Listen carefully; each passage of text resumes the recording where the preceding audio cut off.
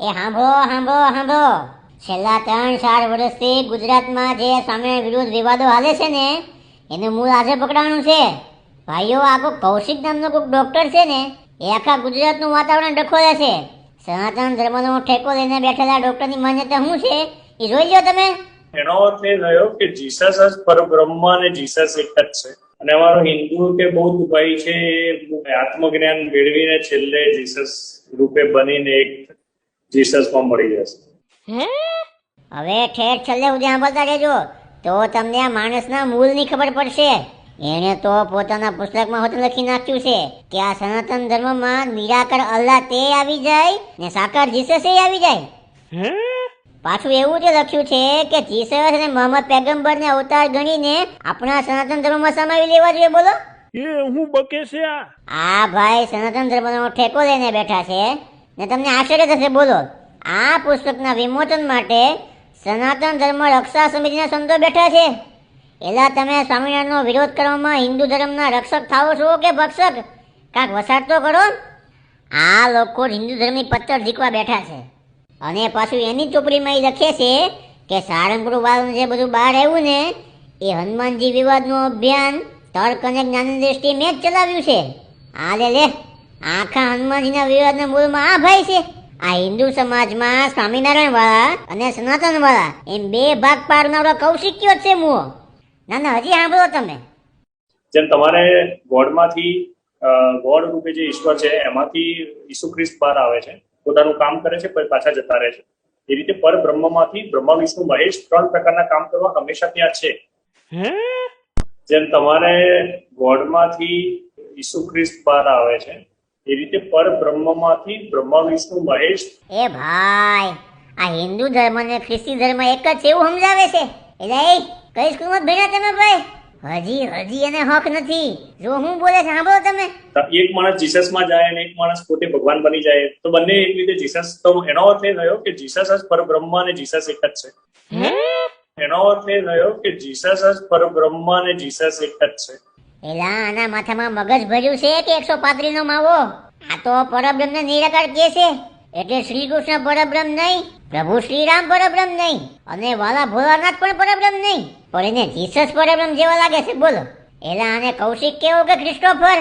આને સનાતન ધર્મના હીરો બનવું છે. લ્યો, હાલી હું નીકળ્યા છો? અદ્વૈતનો છેલ્લો સિદ્ધાંત વેદાંતમાં આવે છે કે મનુષ્ય જે છે એ જ ઉર્જા છે જે ચારે બાજુ બ્રહ્માંડમાં છે. જે ક્રિશ્ચિયાનિટીમાં પણ છે એક રીતે હોલી સ્પિરિટ અને ગોડ એક જ છે. એ રીતે ટ્રિનિટી આ 3 મળીને એક છે. અને એમની પણ એક આખરી એકત્વ છે એ હિન્દુમાં, એને કહેવાય છે અદ્વૈત વેદાંત.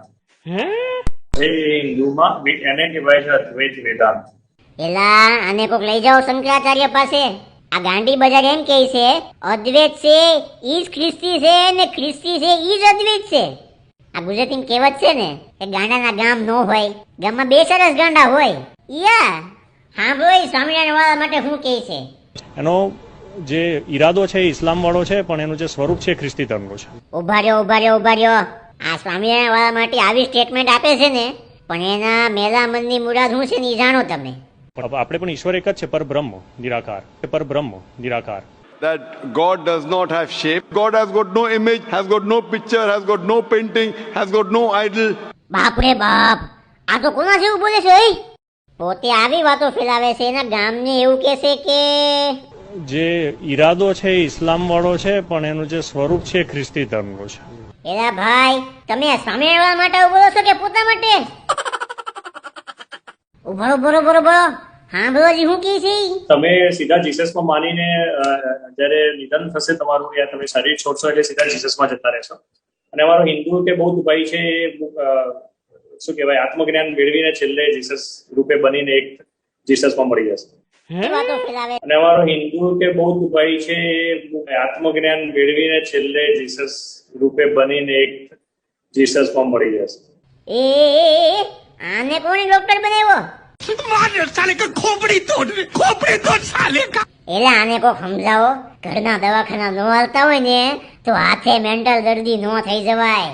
જેના મનમાં જીસસ જ પરબ્રહ્મ છે, જેના મનમાં હિન્દુઓ બધા મળીને જીસસમાં જ સમાઈ જવાના છે, જેના મનમાં પરબ્રહ્મ અલ્લાહની જેમ નિરાકાર છે, એ ભાઈ સનાતન ધર્મનો ઠેકો લઈને બેઠા છે. અને એ સ્વામિનારાયણનો વિરોધ કરવા માટે પુસ્તકો લખે છે. એટલે જે એની હારે ફરે છે ને એ બધાનું કહેવા માંગુ છું, તમે કોની હારે ફરો છો, તમે કોનો સપોર્ટ કરો છો એ તો વિચારો. આ આપણને બધા હિન્દુઓને અંદર અંદર બધાવા માટે આને કોઈ રૂપિયા તો નથી આપતું ને? તપાસ કરાવજો હો ભાઈ, એટલે કહું છું. અરે ગુજરાતી 6 કરોડ જનતા, તમે જાગો નહીતર આ બધા ભેગા થઈને સનાતન ધર્મની ગોળ ખોલી નાખશે. ક્રિસ્ટોફર હારો. હા.